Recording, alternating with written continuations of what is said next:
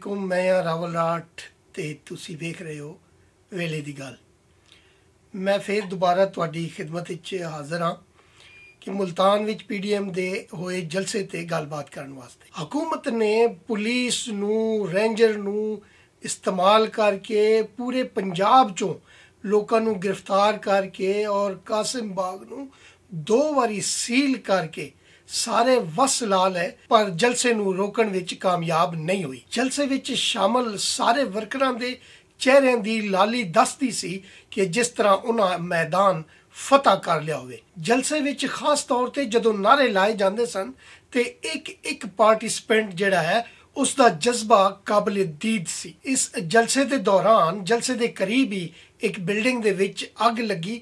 हुण रब जाने वो लाई गई या कुदरती लगी, लेकिन उस अग दे लांबू जिहड़े ने वो आसमान तक छूंदे रहे और लोग जलसे च खलो के उहदे अल वेखदे भी रहे।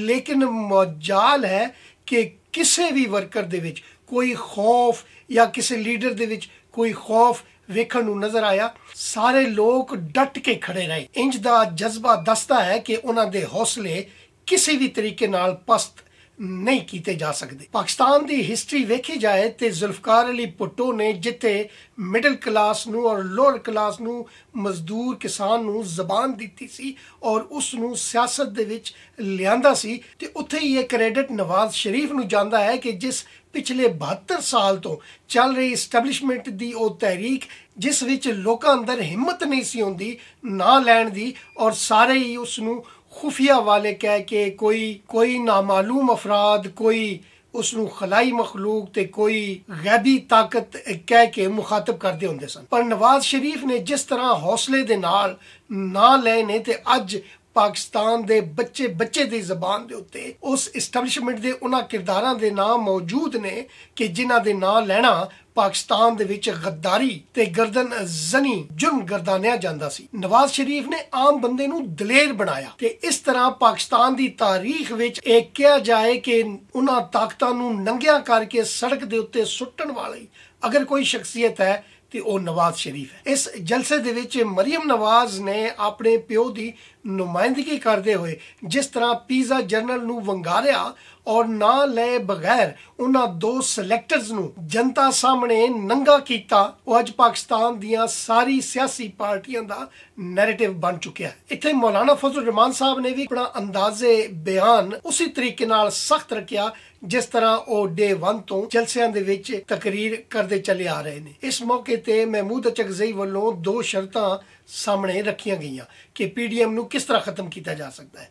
उन्हां अपनी गल नूं अगे टोरदे हुए कहा इमरान खान मौजूदा पार्लीमेंट नूं खत्म करन दा ऐलान करन ते इस्टैबलिशमेंट दे ओ किरदार जेड़े सियासत दे विच मुदाखलत करदे ने, हुकूमती मामलात दे विच मुदाखलत करदे ने, वो इस गल दा ऐहद करन, ऐलान करन कि अज तो बाद पाकिस्तान दी पार्लीमेंट विच या पाकिस्तान दी हुकूमत विच कोई मुदाखलत नहीं की जाएगी और ना ही उन्हां दा इदारा पाकिस्तानी सियासत विच हिस्सेदार होएगा। मुल्तान दे विच होए इस इकट्ठ अंदर जो जज्बा लोकां दा मैनूं नजर आया, मैं 2-2.5 साल पहले एक नज़म लिखी सी, वो नज़म मैं अज तुहाडे नाल शेयर करदा वां। ओ वेला छेती आवेगा बन के जद कहार कोई कहर खुदा दा ढावेगा, कन्ना दे पर्दे पाटणगे जद इंज धमाका होवेगा, जद हुक्म सुनाया जावेगा फिर कातल भी शर्मावेगा, मजलूम पकड़ के बर्ची नूं जद जालम दे वल धावेगा, पंजाब मेरे विच रावल जी ओ वेला छेती आवेगा, पंजाब मेरे विच रावल जी ओ वेला छेती आवेगा।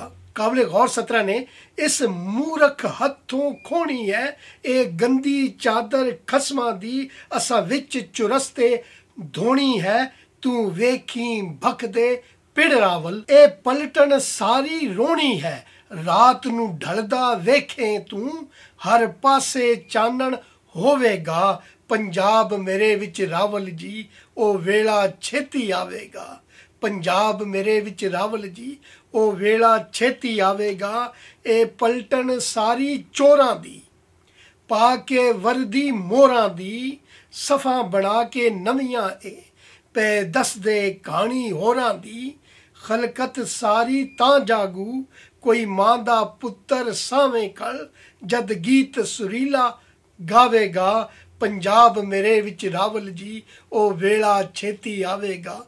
ਪੰਜਾਬ ਮੇਰੇ ਵਿੱਚ ਰਾਵਲ ਜੀ, ਉਹ ਵੇਲਾ ਛੇਤੀ ਆਵੇਗਾ। ਇਹ ਜਲਸਾ ਮੈਨੂੰ ਵੇਖ ਕੇ ਲੱਗਦਾ ਹੈ ਕਿ ਉਹ ਵੇਲਾ ਆਉਣ ਵਾਲਾ ਹੈ। ਮੇਰੇ ਵੱਲੋਂ ਇੰਨਾ ਕੁਝ ਹੀ। ਜਿਉਂਦੇ ਰਹੇ ਤੇ ਫਿਰ ਮਿਲਾਂਗੇ। ਜੇ ਵੀਡੀਓ ਚੰਗੀ ਲੱਗੇ ਤੇ ਲਾਈਕ ਤੇ ਸ਼ੇਅਰ ਜ਼ਰੂਰ ਕਰਨਾ, ਤੇ ਜਿਨ੍ਹਾਂ ਦੋਸਤਾਂ ਮੇਰਾ ਚੈਨਲ ਸਬਸਕ੍ਰਾਈਬ ਨਹੀਂ ਕੀਤਾ ਉਹ ਚੈਨਲ ਨੂੰ ਸਬਸਕ੍ਰਾਈਬ ਵੀ ਕਰ ਦੇਣ।